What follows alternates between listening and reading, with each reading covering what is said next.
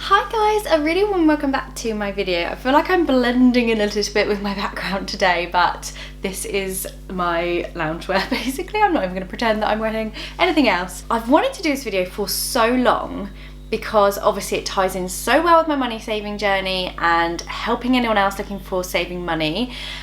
We got married almost 10 years ago, and I wanted to share a story and advice and tips for anyone else looking to save money on their wedding, because we actually saved almost £12,000 on our wedding and we had the perfect day. So I wanted to share with you tips because you can get so wrapped around in the whirlwind of wanting to have this most spectacular day and you almost kind of don't feel like there's options sometimes. I really hope this video is helpful. I'd love to hear your money saving stories in the comments. Did you decide to scrap a big wedding, or did you elope, or did you spend loads of money on your wedding? I'd love to hear your story, so definitely get involved into the comments right down at the bottom. So I'm going to start off with a bit of a story time. We were sitting on a very cold, wet step of probably like a community hall type thing on New Year's Eve one year, and we were chatting and I said to Stu, we had our wedding booked and it was all ready to go. We were to get married in the September, and I had said to him, I just really don't feel comfortable spending what would have been like 25 grand or something on a wedding. And I said we'd saved up, like ourselves, we both worked full time before we had children. We saved up all the money and it was there in the bank, and that's kind of like the first time I really ever saved money was for our wedding. We paid for it all ourselves, and we sat there and I just said, I just don't feel right. Like, I know I'd been traveling a couple of times on my own and I knew what you could get for that money, and like I said, you can get so wrapped up around keeping up with the Joneses that you just think this is what you do. This is like normal to spend that amount of money, probably more. So he was like, yeah, okay, I'm sure, like another one of Lara's ideas. And so then time went on and I kept saying, I just don't think we should. And he said, oh, I didn't realise you were serious. Obviously, drunk New Year's Eve conversation. So that's where it all started. So the journey then began, and we said, okay, well, what if instead of spending £25,000 on a wedding, we went travelling? So that's what we did. We went away for 6 months on our honeymoon, and it was the best thing ever. As I said, I've been around the world a few times on my own, and I knew that I wasn't done with traveling. I'm still not done with traveling, and that's what this channel is about, saving on those little things to spend on the big things in life, the houses, the holidays, the memory making things. So that's how we began. I'm going to share with you all the tips to get you through on how we save that much money and how you can too. I didn't want to share this too soon because I know that so many of you have had to cancel your weddings. It's so sad. I feel really, really awful for you because the knock-on effect of everything is just awful. So if you're newly engaged, then this should help. And if you are also maybe trying to just do it on the cheap and not make it look like it's on the cheap, then hopefully this will help as well. So the first thing, this was before Pinterest. So, I mean, you have got like 100 times more things and tools to help you plan your day before than we did, because we didn't have Pinterest at the time.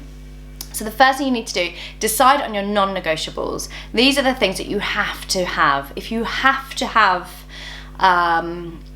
5 bridesmaids, then you have to have that, okay? So decide on those, but make sure your mindset is right. So you're not deciding on those things because of what other people do. You don't want the fancy car, the fancy dress, because it's what other people do.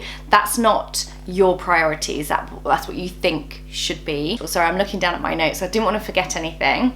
The main cost is going to be your venue. For us, what we decided to do, instead of booking a hotel with a package, it's like £200 a head or something, we booked a private school. And I actually went to a private school. So for me, when I walked in, we'd seen a few venues, and when I walked into this school, I just thought, this is it. I feel so connected to this venue.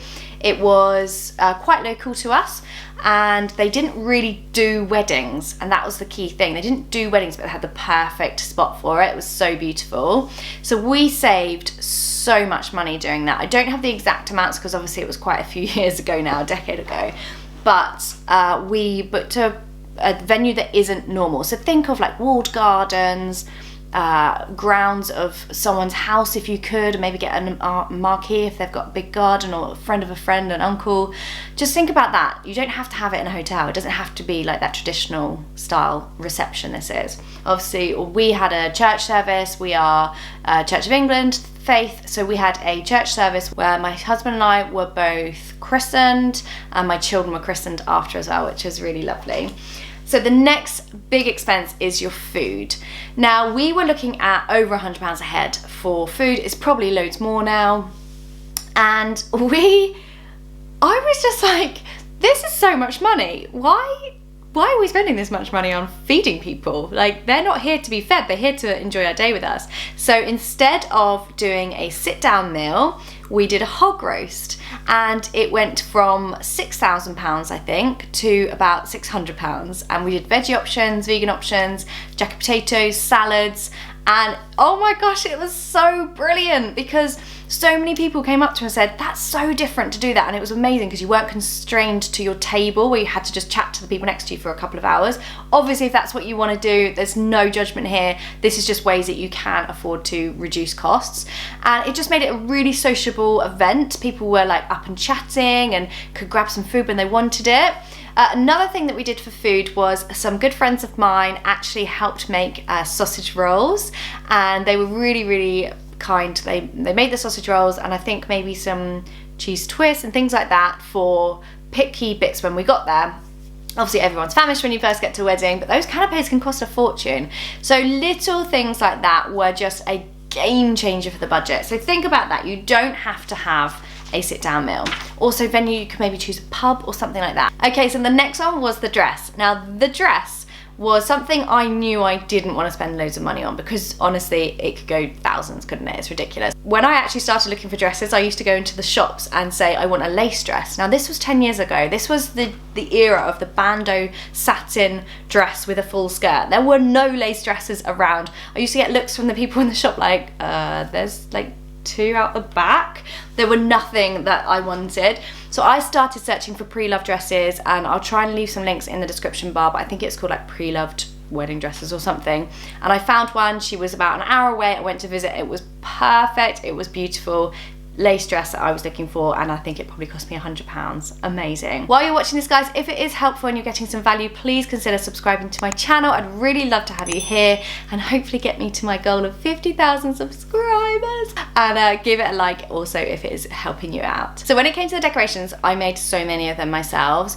I took to my crafting, I took to eBay, I made things. I loved it. It was brilliant fun. Rope in your girly mates, get them over, help you make your little favours on the table, and you know, you can make so many of it yourself, and it saved us a fortune. We did buy in some chair covers because it was a school, it didn't have really nice chairs, so that was quite expensive. Chair covers and the little sash that goes at the back, but again, really inexpensive because most of it I made myself. When it came to hair and makeup, my best friend from school was at the time a hairdresser and makeup artist, so she did it all for me, although the pressure was on, bless her. I think because I was her like really close friend, she was like so worried she'd get it wrong, so I was actually in the chair for a couple of hours, which wasn't great because it ended up that I didn't get that like immersive thing before we left. I left and I was like, what just happened? I'm leaving for my wedding. But it was great to spend the time with her beforehand. Obviously, you don't really get to chat to people on the day. So think about that. Who can you resource in? Maybe do them a favour in return, get your hair done. I did my best friend's wedding makeup for her a few years ago, which was such an honour.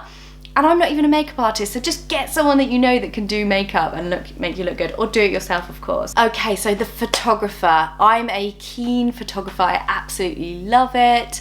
I wanted to get someone that was going to really capture my day, but I didn't want to spend thousands of pounds to do it. So I actually found a lady on Facebook that was training to be a photographer, and she charged me, I think, like £50 or something ridiculous, and I'm further indebted to her. So I got all the prints for that amount on a disc, and she stayed all day and the first dance. So just find a friend that's a keen photographer. If you've got someone that you know on Instagram that can take nice pictures, I'm sure they can capture your day for you. It doesn't need to be an expensive photographer. Obviously, you may well not want to take that risk, but for me, it was a calculated risk because I'd seen her work before and I knew she was amazing. My sister made the cake, so she's an amazing baker, chef, cook.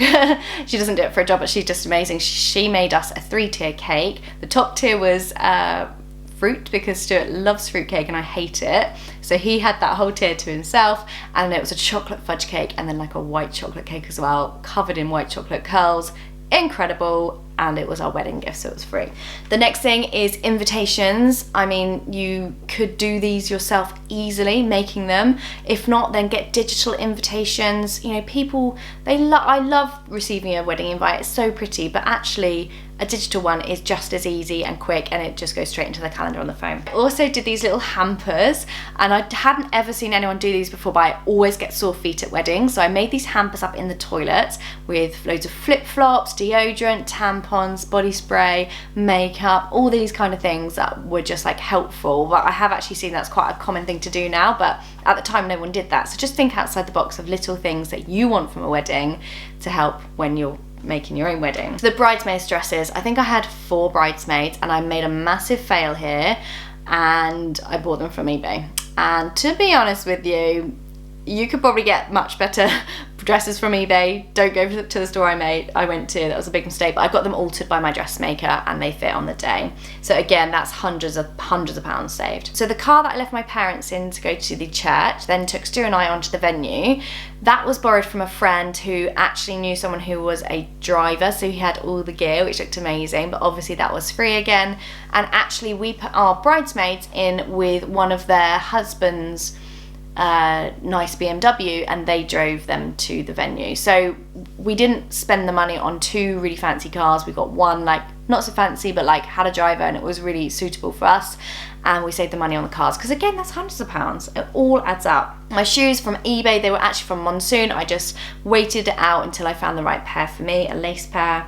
And then the favours that we made were actually my friend that I met travelling like years ago, one of the first times I went travelling. She, when I went to her wedding, she did this, and I thought it was a brilliant idea. We made CDs of our most favourite songs, one each, alternate, and they were our favourites that we got printed out and put them on the table. And it's such a thoughtful gift that's really personalised and something that they're going to use as well. So I love the fact that they had, like back in the day as well, this was before Spotify, that they would have CDs. I'm feeling really old saying all this. So other ideas. So that was basically all we did for like saving all that money, £12,000. And I think this is 10 years ago, so I think now it would be so much more money. Other ideas, you could make your bouquets yourself. I actually did go to a florist, but I bought the minimum. So I bought just a few small bouquets for the bridesmaids and one for me, and buttonholes. Out of season, book a wedding March and October. It's still so hot in March and October. I mean, this March we had a heat wave, didn't we? It was like the hottest on record. Smaller guest list, obviously with the situation at the moment, we may be forced into doing this, but a smaller guest list can really help. Just really think, who do you need there? Like, do you actually need your mum's cousin's son? Because if you have never met them or don't ever see them, firstly, he's probably not going to be that offended because he's never met you anyway. Secondly, like, why are you doing that? Is it for you or is it for somebody else? So really try and think about that. Abroad, you could do an abroad wedding. I would love to do that if we had done it again. I think I said like on the day, I was like, when we do this again, can we do it abroad? And Stu was like, should we just get through this day first? But I would love to do it. We've got our 10-year wedding anniversary coming up, and to renew our vows would be so amazing. So if anyone's got any tips or any places they've been to do it, let me know in the comments. I'm into this. And basically do what matters to you, because you are the one getting married. It's not about everyone else. Don't keep up with the Joneses. Do what you can afford, what you like. You might be completely alternative and you might not even want a dress. It's just up to you. So I really hope that these tips have helped you guys. Please comment below, like the video, share the video with people that are getting married, and definitely think about subscribing to my channel for more videos. Thank you so much for watching, and I will see you so soon. Bye.